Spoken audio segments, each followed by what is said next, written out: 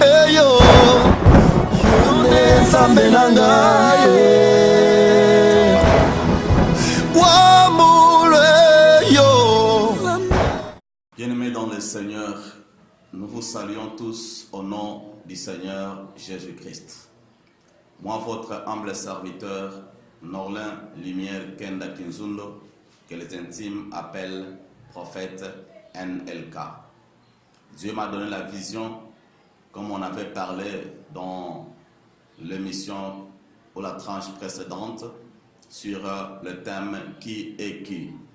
C'est dans cette émission qu'on va dévoiler les identités de plusieurs personnes, tant païennes que croyantes. La fois passée, nous avions parlé du premier sous-thème qui était la génération d'Élihu. Nous avions dit que Élihu, c'est une personne qui a été connue à travers Job. Job, c'est comme l'acteur principal dans ce texte parce que nous sommes dans le livre de Job où on a connu un monsieur juste, intègre dans sa façon de marcher avec le Seigneur. Il était attaché à la volonté de Dieu et Dieu l'avait sérieusement béni sur le plan matériel et peut-être aujourd'hui on peut parler de financier. Mais à un certain moment, le bien-aimé a souffert des moments terribles dans sa vie. Et pendant ces moments terribles, quelque chose s'était passé. Le bien-aimé était frappé par le diable et Satan, qu'il avait visité, qu'il avait affaibli, qu'il avait neutralisé sur le plan bénédiction, sur le plan santé. Il était en train de souffrir, il n'avait personne pour lui venir en aide. Mais à la fin des comptes, il y a eu un groupe de gens qu'on appelle amis de Job qui étaient venus lui rendre visite. C'était les 3 amis de Job. Ils ont trouvé Job dehors, qui s'était presque dénudé. Job avait déchiré son manteau. Il s'est jeté à terre dehors dans la poussière, en train de se jeter la cendre sur sa tête parce qu'il avait tout perdu. Les enfants, les entreprises, et même les serviteurs. Et maintenant, il avait besoin de l'aide. Au moment où la maladie l'avait frappé, il était en train de se tordre de douleur. Les amis sont venus. Ils ont montré une apparence de la consolation et de l'amour. Mais à la fin des comptes, ce n'était pas la réalité. Ils ont commencé à se moquer de Job. Ils ont commencé à condamner Job. Ils ont commencé à déstabiliser et détruire la conscience de Job. Alors, pendant qu'ils parlaient, ils étaient incapables de convaincre Job parce qu'ils voulaient à tout prix condamner Job. Ils voulaient convaincre Job que Dieu ne peut pas frapper un juste. Mais Dieu ne frappe que des méchants et Dieu ne frappe que des égarés. Comme Job est en train de souffrir, donc c'est l'égarement qui est en train de travailler. Donc Job est en dehors de la volonté de Dieu, il est devenu sataniste. Ils ont utilisé tous les mots possibles pour convaincre Job. Mais Job est resté dans sa position en train de se justifier. Et nous avions dit ceci, que Job représente la catégorie des chrétiens ou des ministres qui sont frappés, ce sont des étoiles, des personnes qui étaient puissantes, qui avaient de l'ampleur dans ce monde, qui étaient renommées et qui avaient une gloire extraordinaire, qui étaient enviés par les diables et les gens de ce monde. Mais à la fin des comptes, ils sont tombés dans la faiblesse. Ils sont détruits et commencent à se lamenter. Ils commencent à justifier leur faiblesse, mais il n'y a personne pour les comprendre. Ça, c'est la première catégorie de personnes que nous appelons la génération de Job. Et nous avons la deuxième catégorie que nous appelons la génération des 3 amis de Job. Les 3 amis de Job, c'est une race de personnes qui étaient venues. Ils n'avaient pas de message quand Job était dans la gloire. Mais quand Job tombe dans la faiblesse, elles saisissent une occasion de pouvoir se moquer de Job. Ils saisissent l'occasion de pouvoir publier et démontrer à la face de la terre que Job est fautif.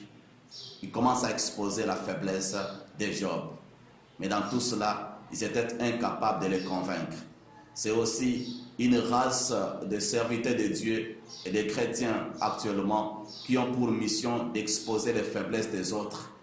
Et nous avons la 3e génération qui est la génération d'Élihu, le jeune homme qui était à côté en train d'observer tout ce qui s'est passé d'un camp, une race qui se défend, qui se justifie, qui est la race de Job.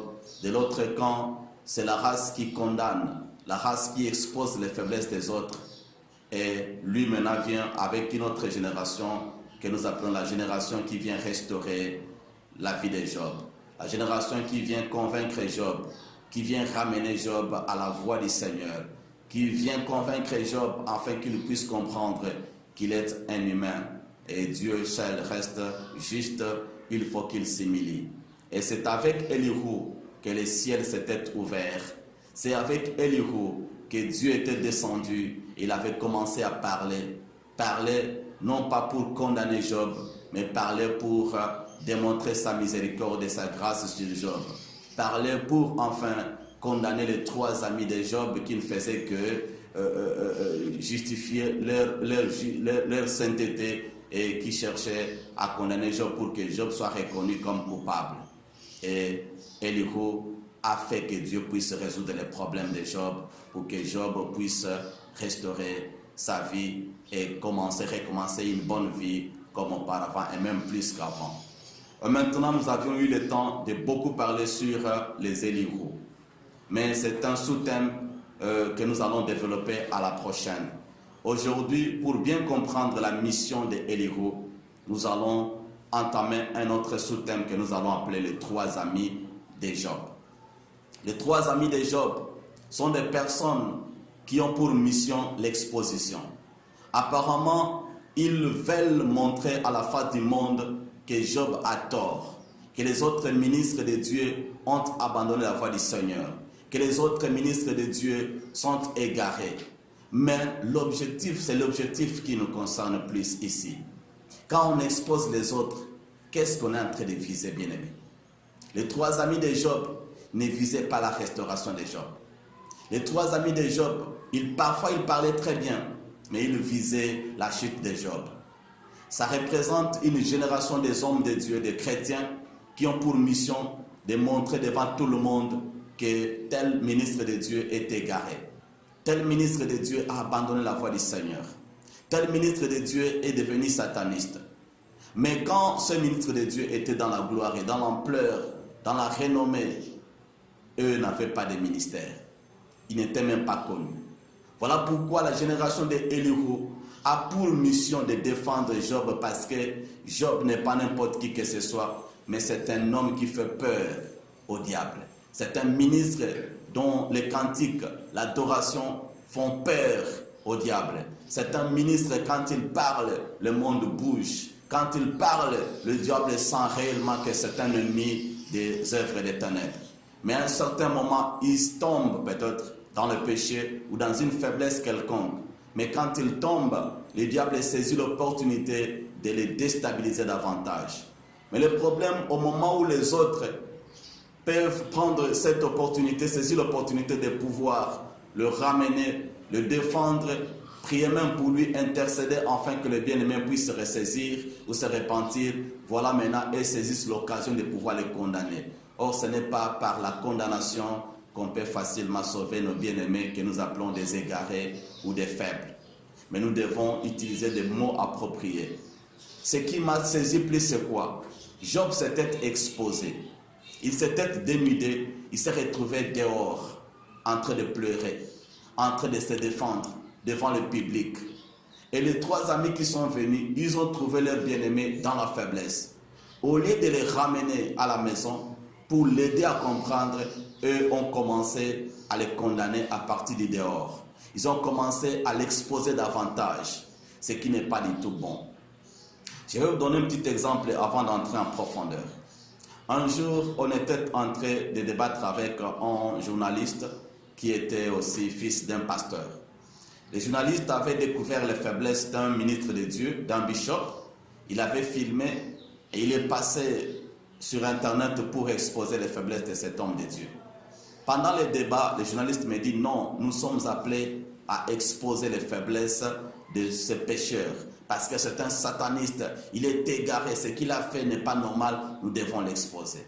Je lui avais posé une petite question. tout ce que tu fais, c'est apparemment bon. Mais peux-tu me dire si ton père là qui est pasteur, un jour tu entres à la maison et tu trouves ton père nu avec une autre femme, en train de coucher avec une autre femme, excusez un peu le terme, mais maintenant qu'est-ce que tu vas faire en tant que journaliste?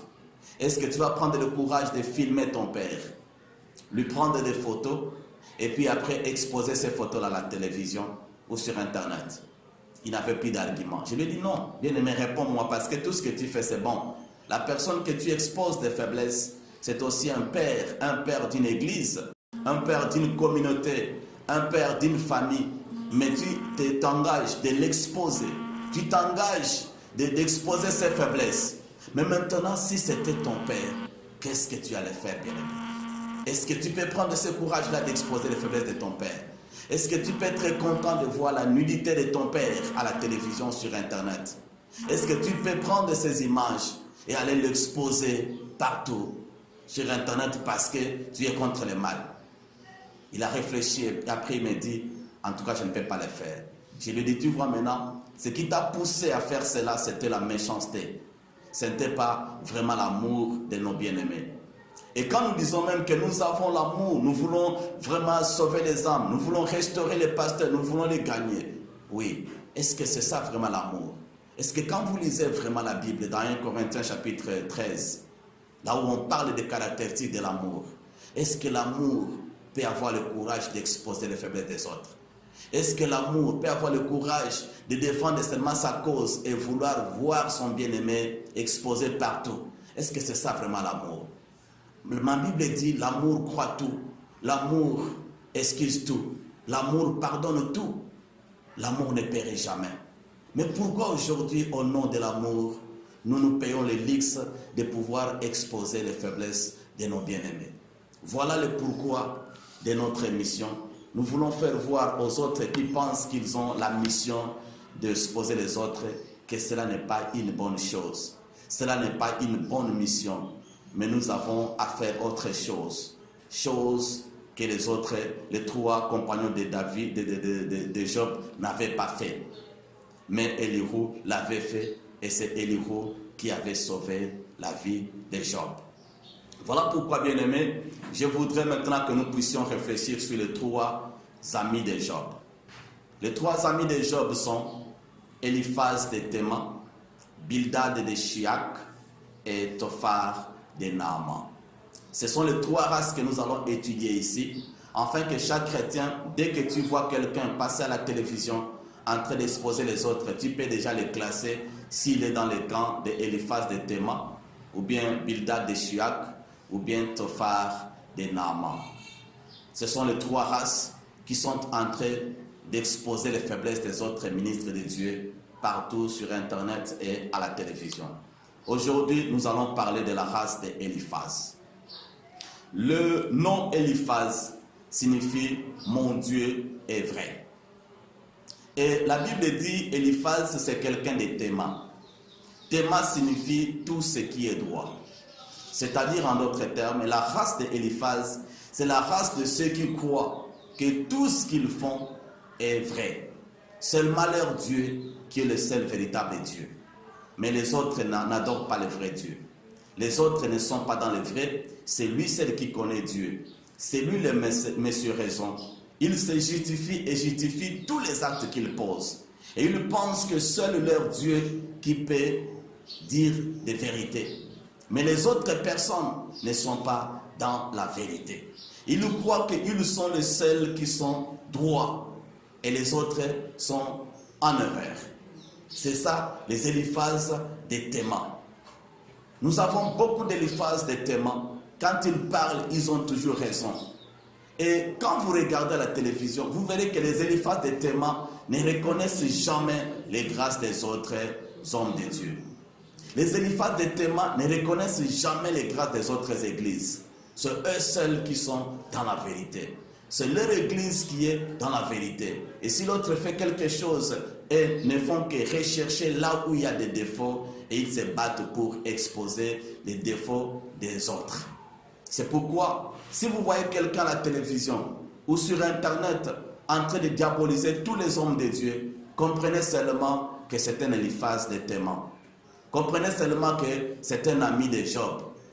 Vous le verrez parfois si tu lui poses la question, est-ce que tu connais l'apôtre Mutombo? Il a fait ceci. Il va te dire non, l'apôtre Mutombo c'est un sataniste, il a fait ceci. Tu lui demandes, est-ce que tu connais le pasteur Sonny? Non, je le connais, lui qui avait ceci. Donc eux ne font que présenter les faiblesses des autres, mais ils ne reconnaissent jamais la grâce de ceux qui sont en train de défendre la vérité. Or, nous avons beaucoup d'hommes de Dieu qui ont défendu la vérité dans ce monde.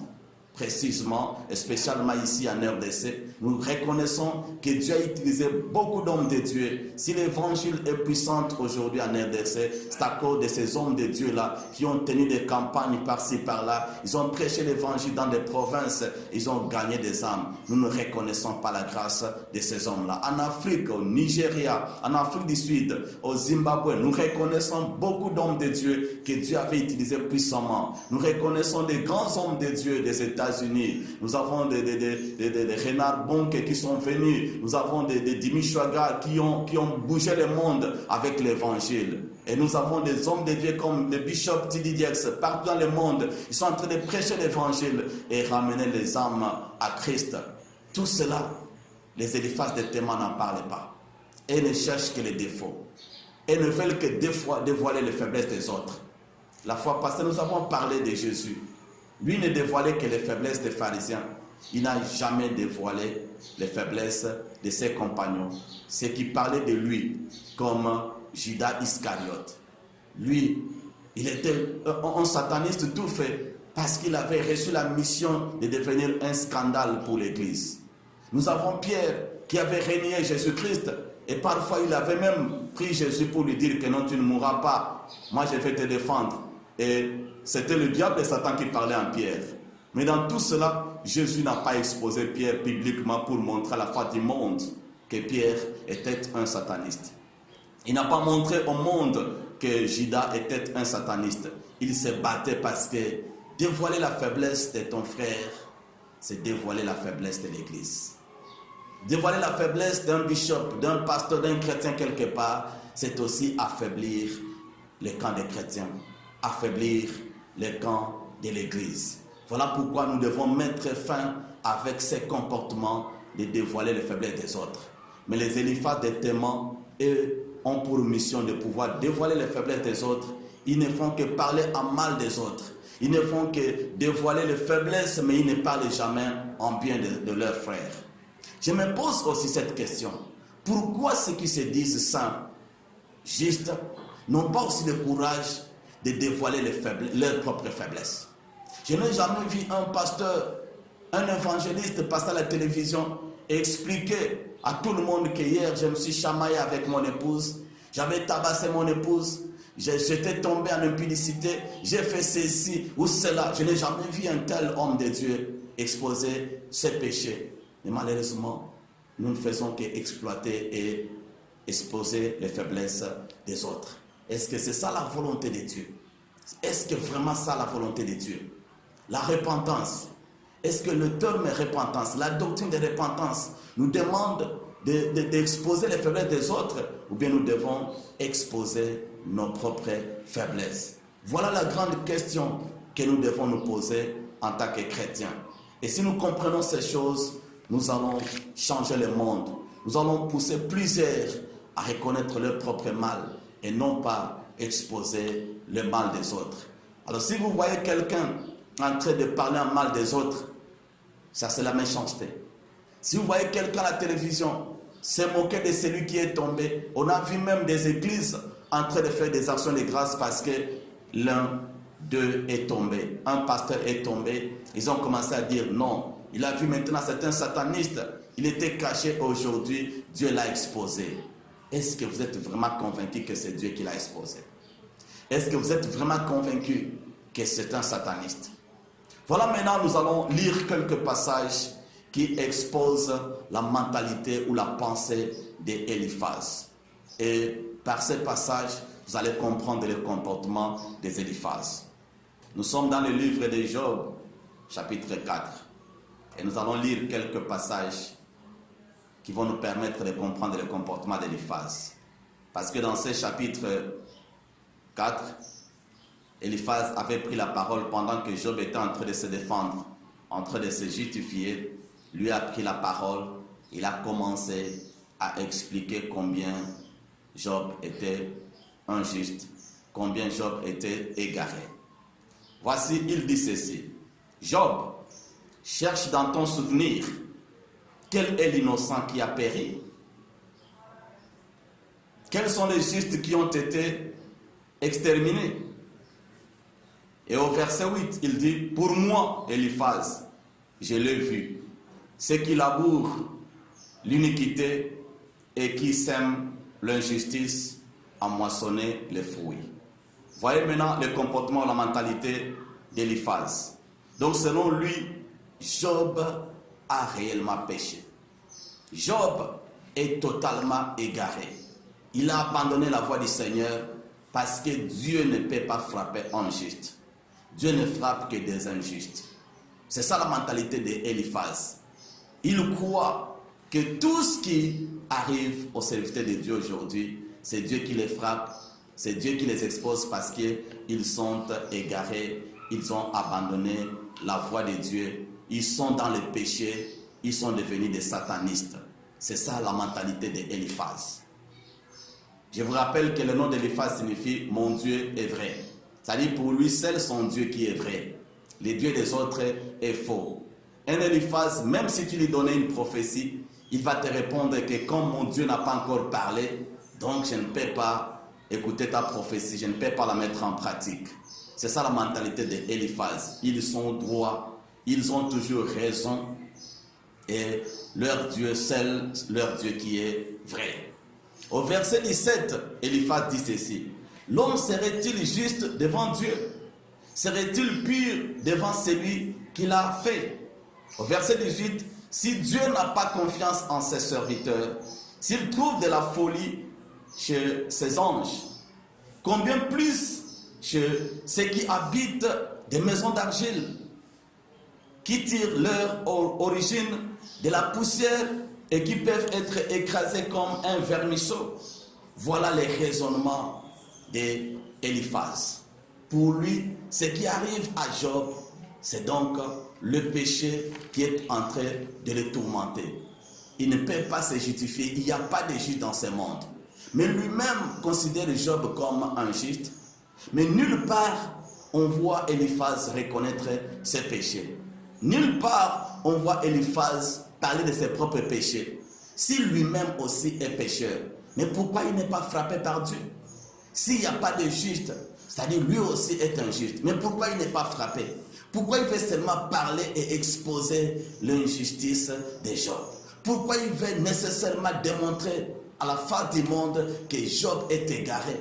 Job est contrôlé par le diable, Job est devenu sataniste. C'est quel motif qui le pousse à parler ainsi? Voilà, bien aimé, nous voulons comprendre par là que les Eliphaz ont une mission satanique. Les Eliphaz ont une mission de diaboliser les autres. Les Eliphaz ont une mission de travailler ensemble avec les diables pour détruire et décourager les Job. Voilà pourquoi je voudrais m'adresser au bien-aimé Job. Quand je parle de Job ici, je parle de tous les hommes de Dieu qui se sentent faibles maintenant. Je parle de tous les chrétiens qui sont frappés. Je parle de tous les politiciens qui sont dans la faiblesse maintenant. Je parle de tous les hommes et toutes les femmes d'affaires qui sont tombés. Et tout le monde presque se moque d'eux. La famille, les membres des familles se moquent d'eux. Les voisins se moquent d'eux. Et tout le monde commence à dire que tu es sataniste. Tu avais touché au gris, c'est pourquoi tu avais de l'ampleur. Tu étais devenu grand. Mais maintenant que Dieu commence à te frapper, voilà pourquoi tu es tombé. Voilà pourquoi tu es à terre. Voilà pourquoi tout ce que tu faisais ne sait plus marcher. Je voudrais m'adresser à tous ceux-là. Ce sont des Jobs que Dieu est capable de vous restaurer. Mon Dieu est capable de vous relever. Que personne ne vous condamne. Cette condamnation-là ne vient pas de Dieu. Même si aujourd'hui, tu es frappé par tous, même si aujourd'hui, tu es abandonné par tous, je te l'assure que Dieu est capable de te ramener sur la bonne voie. Je ne suis pas venu ici pour défendre ceux qui sont tombés. Je ne suis pas venu ici pour défendre ceux qui sont dans les péchés. Je sais qu'avec le temps, nous allons parler de ceux qui sont tombés et nous allons entrer en profondeur pour expliquer qu'est-ce qui est à la base de leur chute. Pourquoi l'Église se retrouve dans cette faiblesse. Nous allons réfléchir ensemble avec les sous-thèmes que nous allons développer plus tard. Mais pour le moment, je voudrais seulement faire croire aux Job, ceux qui sont encore dans la justice, ceux qui sont encore en communion avec Dieu, mais qui sont agressés par les diables, qui sont exposés par les diables.